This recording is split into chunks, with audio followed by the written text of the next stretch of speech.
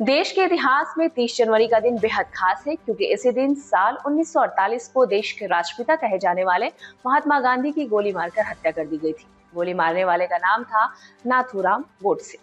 ऐसे में जब पूरा देश गांधी जी के पुण्यतिथि पर उन्हें याद कर रहा है और उन्हें श्रद्धांजलि अर्पित कर रहा है, तो इस मौके पर आपके लिए हम लेकर आए हैं महात्मा गांधी के जीवन की आखिरी दिन की कहानी। देश की राजधानी दिल्ली में शुक्रवार 30 जनवरी 1948 की शुरुआत भी गांधी के लिए आम दिन की तरह हुई। हमेशा की तरह महात्मा गांधी तड़के 3:30 बजे उठे, प्रार्थना की, 2 घंटे तक अपने डेस्क पर कांग्रेस की नई जिम्मेदारियों के मसौदे पर काम किया और इससे पहले कि दूसरे लोग उठ पाते 6 बजे फिर सोने चले गए। काम करने के दौरान वह आभा और मनु का तैयार किया हुआ नींबू और शहद का गर्म पेय और मीठा नींबू पानी पीते रहे। दोबारा सोकर वो 8 बजे उठे, दिन के अखबारों पर नजरें दौड़ाई और फिर बृजकृष्ण ने तेल से उनकी मालिश की। नहाने के बाद उन्होंने बकरी का दूध, उबली सब्जियां, टमाटर और मूली खाई और संतरे का रस भी पिया। जबकि इधर शहर के दूसरे कोने में पुरानी दिल्ली रेलवे स्टेशन के वेटिंग रूम में नाथूराम गोडसे, नारायण आप्टे और विष्णु करकरे अभी भी गहरे नींद में थे। इन तीनों में महात्मा गांधी को मारने की योजना बना रखी थी। दक्षिण अफ्रीका के डरबन में उनके पुराने साथी रुस्तम सारोबाजी सपरिवार गांधी जी से मिलने आए। इसके बाद रोज की तरह वो दिल्ली के मुस्लिम नेताओं से मिले। उनसे बोले कि मैं आप लोगों की सहमति के बिना वर्धा नहीं जा सकता। सुधीर घोष और गांधी जी के सचिव प्यारेलाल ने नेहरू और पटेल के बीच मतभेदों पर लंदन टाइम्स में छपी एक टिप्पणी पर उनकी राय मांगी। इस पर गांधी जी ने कहा कि यह मामला पटेल के सामने उठाएंगे, जो 4 बजे उनसे मिलने आ रहे हैं, और फिर वह नेहरू से भी बात करेंगे, जिनसे शाम 7 बजे उनकी मुलाकात होनी तय हुई थी। उधर बिरला हाउस के लिए निकलने के पहले नाथूराम गोडसे ने कहा कि उनका मूंगफली खाने का जी कर रहा है। आप्टे उनके लिए मूंगफली ढूंढने निकल गए, लेकिन थोड़ी देर बाद आकर बोले कि पूरी दिल्ली में कहीं मूंगफली नहीं मिल रही, क्या काजू या बादाम से काम चलेगा? लेकिन गोडसे को सिर्फ मूंगफली ही चाहिए थी। आप्टे फिर बाहर निकले और एक बार वो मूंगफली का बड़ा लिफाफा लेकर वापस लौटे। गोडसे मूंगफलियों पर टूट पड़े। तभी आप्टे ने कहा कि अब चलने का समय हो गया है। 4 बजे वल्लभ भाई पटेल अपनी पुत्री मणिबेन के साथ गांधी जी से मिलने पहुंचे और प्रार्थना के समय यानी शाम 5 बजे के बाद उनसे मंत्रणा करते रहे।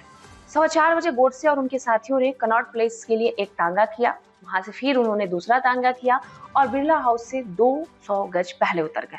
उधर पटेल के साथ बातचीत के दौरान गांधी चरखा चलाते रहे और आभा का परोसा शाम का खाना, बकरी का दूध, कच्ची सब्जियां और 3 संतरे खाते रहे। आभा को मालूम था कि गांधी को प्रार्थना सभा में देरी से पहुंचना बिल्कुल पसंद नहीं है। वो परेशान हुई। पटेल को टोकने की उनकी हिम्मत नहीं हुई। आखिरकार वो भारत के लौह पुरुष थे।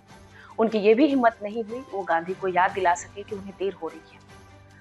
बहरहाल उन्होंने गांधी की जेब घड़ी उठाई और धीरे से हिलाकर गांधी को याद दिलाने की कोशिश की कि उन्हें देर हो रही है। अंततः मणिबेन ने हस्तक्षेप किया और गांधी जब प्रार्थना सभा में जाने के लिए उठे तो 5:10 होने को थे। गांधी ने तुरंत अपनी चप्पल पहनी और अपना बायां हाथ मनु और दायां हाथ आभा के कंधे पर डालकर सभा की ओर बढ़ने की। रास्ते में उन्होंने आभा से मजाक भी किया। गाजरों का जिक्र करते हुए उन्होंने कहा कि आज तुमने मुझे मवेशियों का खाना दिया है। आभा ने जवाब दिया, लेकिन बा, इसको घोड़े का खाना कहा करती थी। गांधी बोले, मेरी दया दिली देखिए कि मैं उसका आनंद उठा रहा हूँ जिसका कोई परवाह नहीं करता। आभा हंसी, लेकिन उलाहना देने से भी नहीं चुकी। आज आपकी घड़ी सोच रही होगी कि उसको नजरअंदाज किया जा रहा है। गांधी जी जवाब देते हैं कि मैं अपनी घड़ी की तरफ क्यों देखूं? फिर गांधी गंभीर हो गए, तुम्हारी वजह से मुझे 10 मिनट की देरी हो गई है। नर्स का यह कर्तव्य होता है कि वो अपना काम करे, चाहे वह ईश्वर ही क्यों ना मौजूद हो। प्रार्थना सभा में 1 मिनट की देरी से भी मुझे चिढ़ है। यह बात करते करते गांधी प्रार्थना स्थल तक पहुंच चुके थे। दोनों बालिकाओं के कंधे से हाथ हटाकर गांधी ने लोगों के अभिवादन के जवाब में उन्हें जोड़ लिया। बाई तरफ से नाथूराम गोडसे उनकी तरफ झुका और मनु को लगा कि वह गांधी के पैर छूने की कोशिश कर रहा है। आभा ने चिढ़कर कहा कि उन्हें पहले ही देर हो चुकी है, उनके रास्ते में व्यवधान ना उत्पन्न किया जाए। लेकिन गोडसे ने मनु को धक्का दिया और उनके हाथ से माला और पुस्तक नीचे गिर गई। वह उन्हें उठाने के लिए नीचे झुकी, तभी गोडसे ने पिस्टल निकाली और एक के बाद एक 3 गोलियां गांधी जी के सीने और पेट में उतार दी। उनके मुंह से निकला राम राम राम और उनका जीवनहीन शरीर नीचे की तरफ गिरने लगा। आभा ने गिरते हुए गांधी के सिर को अपने हाथों का सहारा दिया। बाद में नाथूराम गोडसे ने अपने भाई गोपाल गोडसे को बताया कि 2 लड़कियों को गांधी के सामने पाकर वो थोड़ा परेशान हो गए थे। उन्होंने बताया कि फायर करने के बाद मैंने कसकर पिस्टल को पकड़े हुए अपने हाथ को ऊपर उठाए रखा और पुलिस पुलिस चिल्लाने लगा। चाहता था कि कोई ये देखे कि यह योजना बनाकर और जानबूझकर मैंने यह काम किया था। मैंने आवेश में आकर ऐसा नहीं किया था।